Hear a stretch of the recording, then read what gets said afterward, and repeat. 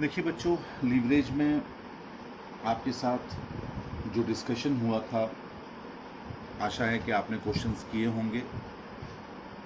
बहुत छोटे छोटे क्वेश्चन हैं, 1 घंटे में 10 क्वेश्चन कम से कम हो जाते हैं। एक बार करके देखिएगा, ज़रूर होंगे। मैं 2 छोटे पॉइंट और डिस्कस करना चाहूँगा, उसके बाद ये चैप्टर कंप्लीट होगा और उसके बाद नेक्स्ट चैप्टर स्टार्ट करेंगे। पहला चीज़ है ब्रेक इवन पॉइंट और दूसरी चीज़ है margin of safety. Break even point का जो मतलब है वो है एक ऐसा लेवल व्हेन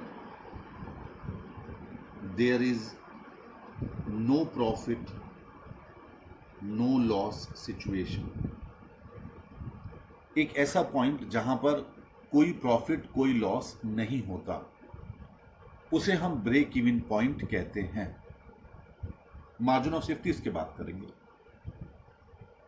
और ब्रेक इवन पॉइंट जब लो लेवल पर सेट होता है तो वो बिजनेस के लिए ज्यादा बेटर माना जाता है। मैं आपको कॉस्ट अकाउंटिंग में ले गया। कॉस्ट अकाउंटिंग में आप ये पढ़ चुके हैं, मैं दोबारा रिपीट कर रहा हूं, एक बार आपका रिवीजन हो जाएगा। लो लेवल पर बेटर क्यों माना जाता है कि अगर आप कम यूनिट्स को, लेस यूनिट्स को सेल करके अपनी फिक्स्ड कॉस्ट को कवर कर लेते हैं, ब्रेक इवन पॉइंट पा लेते हैं, अचीव कर लेते हैं, तो वो आपके बिजनेस के लिए बेटर पोजीशन है।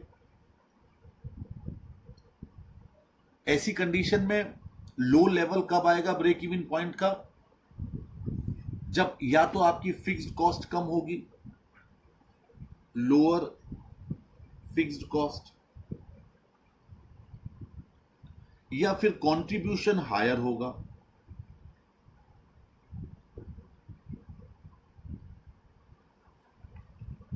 कंट्रीब्यूशन अगर ज्यादा है, कंट्रीब्यूशन कैसे आता है पता है आपको? Sales minus variable cost is equal to contribution. जब कंट्रीब्यूशन आपका ज्यादा होगा तो वो फिक्स्ड कॉस्ट को जल्दी कवर कर लेगा,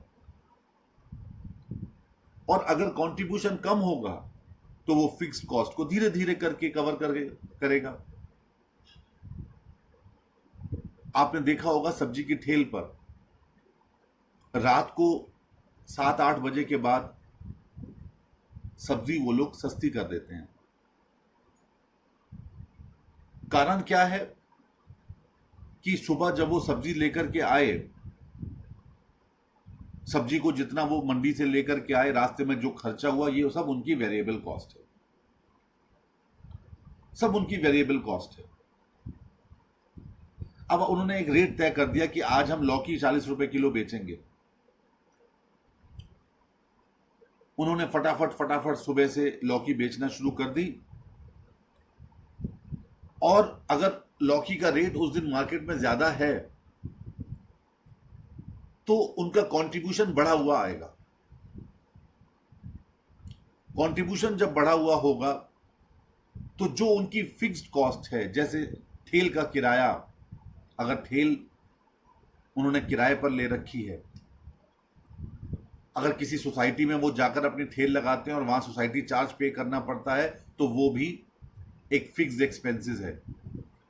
जितनी ज्यादा कंट्रीब्यूशन होगा, मान लीजिए 1,000 रुपए उनका खर्च हो जाता है डेली फिक्स्ड।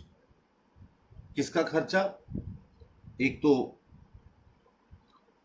ठेल की किराए का खर्चा जिस पर वो सब्जी लगाते हैं, और दूसरा सोसाइटी चार्ज।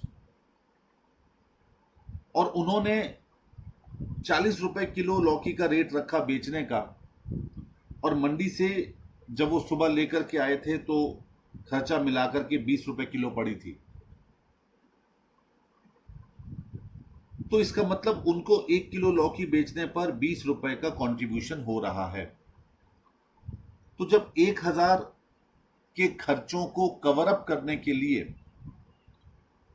₹20 प्रति केजी कंट्रीब्यूशन को जब डिवाइड किया गया तो 50 किलो लौकी बेचने पर ही उनके सारे फिक्स्ड खर्चे निकल आए।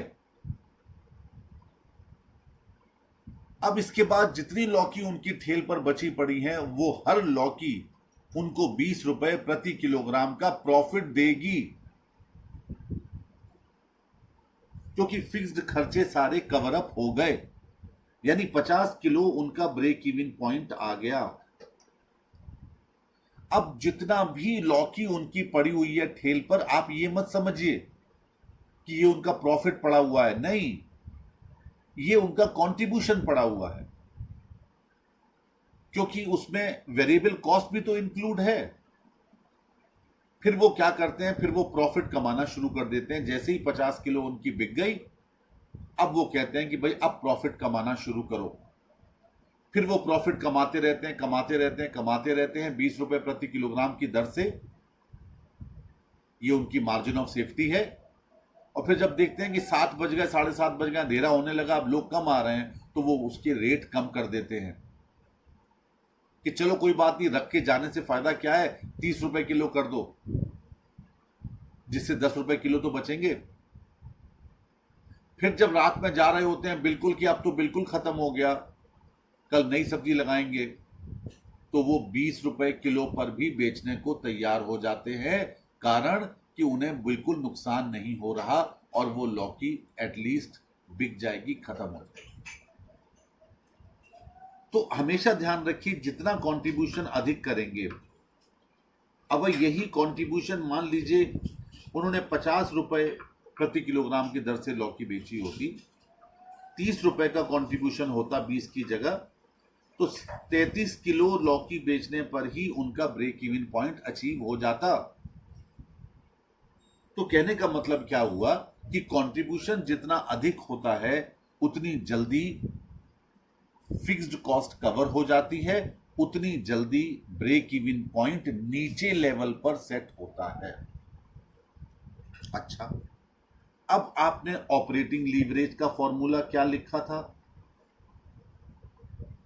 जो कंट्रीब्यूशन से रिलेट करता था? Contribution upon EBIT, contribution upon EBIT.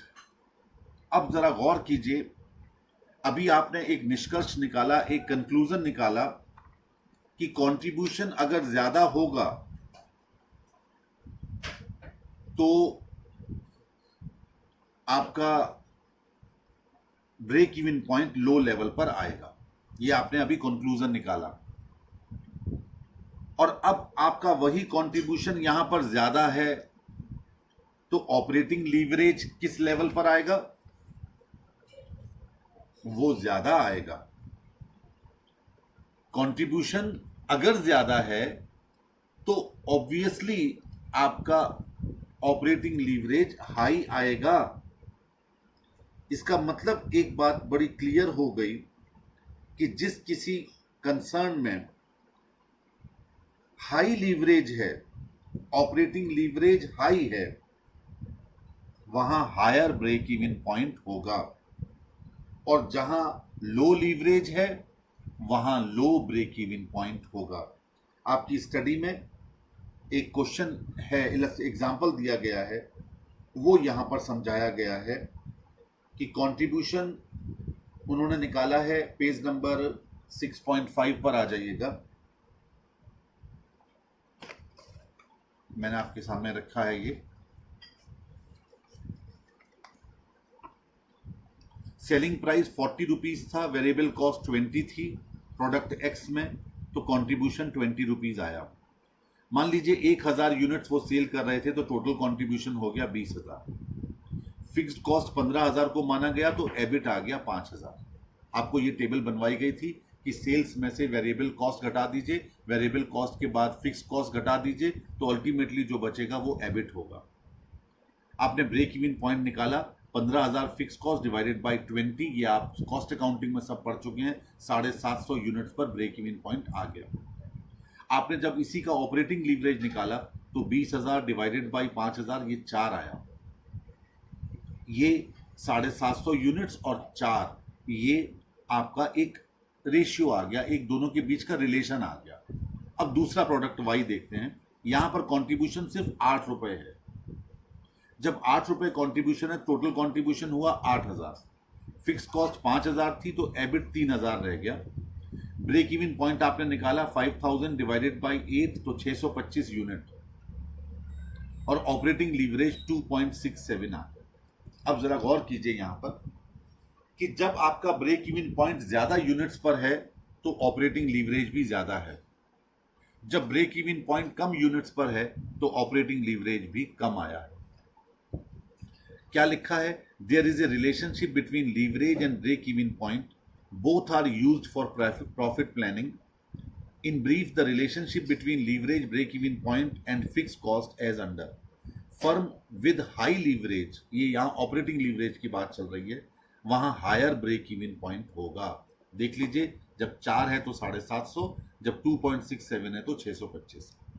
Firm with low leverage, lower break even point, यानी कि जल्दी कंपनी अपनी फिक्स कॉस्ट को कवर कर लेगी। High fix cost, high degree of operating leverage, यहां फिक्स कॉस्ट 15,000 थी तो आपका ऑपरेटिंग लीवरेज भी हाई था।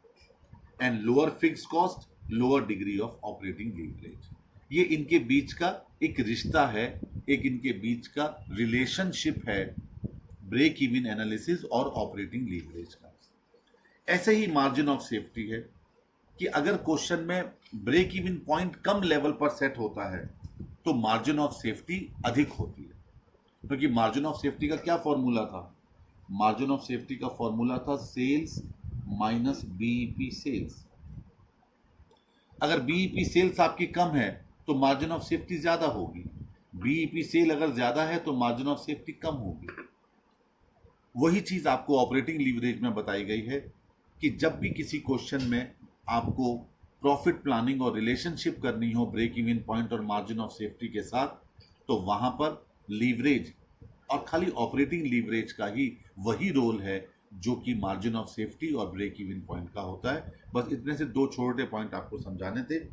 आपके क्वेश्चंस में ये कई बार निकालने को कहे गए हैं। निकालना तो आसान है, लेकिन कई बार इनका इंटरप्रिटेशन थोड़ा मुश्किल होता है। तो इंटरप्रिटेशन जरूरी है समझना कि ब्रेक इवन पॉइंट हाई होगा तो ऑपरेटिंग लीवरेज कहाँ होगा, ब्रेक इवन पॉइंट कम होगा तो ऑपरेटिंग लीवरेज कम होगा।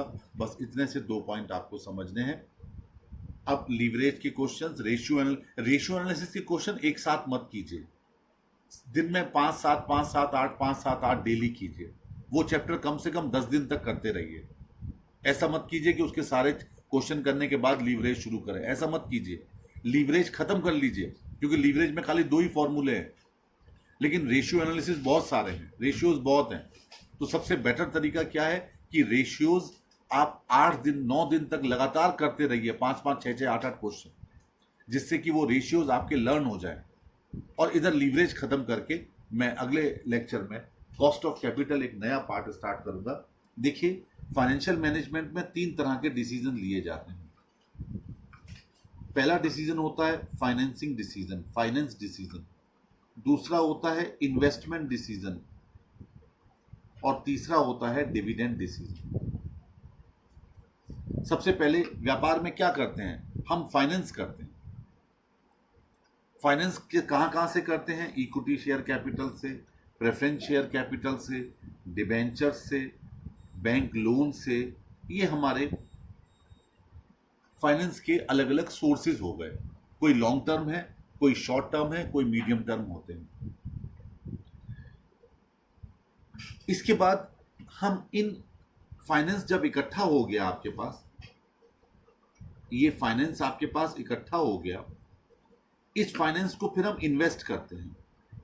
इन्वेस्ट कहां करते हैं? फिक्स्ड असेट्स में। इन्वेस्ट कहां करते हैं? वर्किंग कैपिटल में। वर्किंग कैपिटल मतलब current assets minus current liabilities, वो भी इन्वेस्टमेंट है। और जब ये सारे इन्वेस्टमेंट हो जाते हैं और हम एक मैक्सिमम प्रॉफिट पर पहुंच जाते हैं, फिर हम डिविडेंड के डिसीजन लेते हैं कि कितना हमको रिटेन्ड अर्निंग करनी है और कितना हमको डिविडेंड पे करना है। यहां पर हमारी डिविडेंड पॉलिसी सामने आती है। ये है पूरा फाइनेंशियल मैनेजमेंट। इसके बाद एनालिसिस करते हैं, इंटरप्रिटेशन करते हैं, वो अंत की बातें होती हैं। एनालिसिस हमने कर लिया, उसके बाद एनालिसिस किया जाता है। अब अपने सिलेबस को इन्हीं 4 तरह से बांटिए। जो फाइनेंस का पहला डिसीजन है, उसमें जो चैप्टर है वो है लीवरेज। लीवरेज में आपने क्या पढ़ा?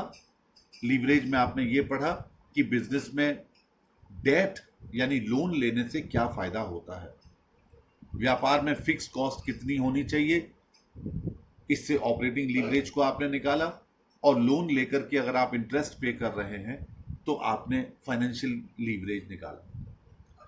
दूसरा चैप्टर है कॉस्ट ऑफ कैपिटल, जो हम अगले लेक्चर से शुरू करने जा रहे हैं। इस चैप्टर में यह बताया जाएगा कि ये जो सोर्सेज हैं हमारे, इन सोर्सेज में से फाइनेंस जब हम करेंगे, पैसा लेंगे, तो कितनी कितनी लागत आएगी। इक्विटी शेयर कैपिटल की लागत कितनी आएगी, आपको बताया था सबसे कॉस्टलियर होता है, सबसे ज्यादा लागत इक्विटी शेयर कैपिटल की आती है। प्रेफरेंस शेयर कैपिटल की कितनी आएगी, डिबेंचर्स की कितनी आएगी, अगर हमारा व्यापार चल रहा है और हमारे पास रिटेन्ड अर्निंग्स हैं तो रिटेन्ड अर्निंग की लागत कितनी आ रही है, और इन सब का वेटेड एवरेज कितना आ रहा है। ये सारा 5 फॉर्मूलेज उस चैप्टर में आपको पढ़ने पड़ेंगे। अब आपके पास ये भी पता चल गया कि डेट होना चाहिए कि नहीं होना चाहिए। अब ये भी पता चल गया कि इन सारे सोर्सेज की कॉस्ट ऑफ कैपिटल कितनी आ रही है। इसके बाद फिर हम बनाएंगे अपना कैपिटल स्ट्रक्चर। ये भी चैप्टर का नाम है, आपके सिलेबस में है। कैपिटल स्ट्रक्चर यानी उसमें इक्विटी कितनी, उसमें प्रेफरेंस कितना, उसमें डिबेंचर्स कितने, ये भी आपके सिलेबस का है चैप्टर। उसे क्या कहते हैं हम? कैपिटल स्ट्रक्चर कहते हैं। ये 3 चैप्टर तो आपके फाइनेंस डिसीजन के हो गए। यहां पर एक कैपिटलाइजेशन पर भी छोटा सा डिस्कशन किया जाएगा। इसके बाद आते हैं हम इन्वेस्टमेंट डिसीजन में, या फिक्स्ड असेट में अगर आप इन्वेस्टमेंट करेंगे तो वो कौन सी फिक्स्ड असेट में इन्वेस्टमेंट हमारे लिए बढ़िया होगा, वहां चैप्टर पढ़ना है कैपिटल बजटिंग। और वर्किंग कैपिटल में किस तरीके से हम अपना इन्वेस्ट करें, वो चैप्टर है वर्किंग कैपिटल मैनेजमेंट। ये 2 चैप्टर आपके इन्वेस्टमेंट डिसीजन से जुड़े हुए हैं। इसके बाद एनालिसिस जब करते हैं तो वहां पर एक चैप्टर है रेशियो एनालिसिस, जो आप कर चुके हैं, और बाकी 2 चैप्टर CFS यानी कैश फ्लो स्टेटमेंट और फंड फ्लो स्टेटमेंट, ये दोनों हटा दिए गए हैं आपके सिलेबस में से। अब आपके सिलेबस में कैश फ्लो स्टेटमेंट खाली अकाउंट्स में रह गया और फंड फ्लो स्टेटमेंट कहीं नहीं रह गया, हटा दिया गया बिल्कुल। पहले ये FM में भी थे। और एक ट्रेंड एनालिसिस आती है, वो भी आपके सिलेबस में नहीं है। ये 4 टेक्निक होती हैं हमारे फाइनेंशियल स्टेटमेंट्स को एनालिसिस करने के लिए। बीच में रह गया डिविडेंड डिसीजन, तो वहां पर एक डिविडेंड पॉलिसी वाला चैप्टर है आपके सिलेबस में, वो थ्योरेटिकल है, वहां प्रैक्टिकल कुछ करने को ज्यादा नहीं होता। बस इतना सा सिलेबस है आपका FM का। तो हमने एक तो रेशियो एनालिसिस वाला कर लिया, एनालिसिस वाला चैप्टर कर लिया, एक लीवरेज कर लिया। अब हम इसी कड़ी को पूरा खत्म करेंगे, उसके बाद इन्वेस्टमेंट पर आएंगे।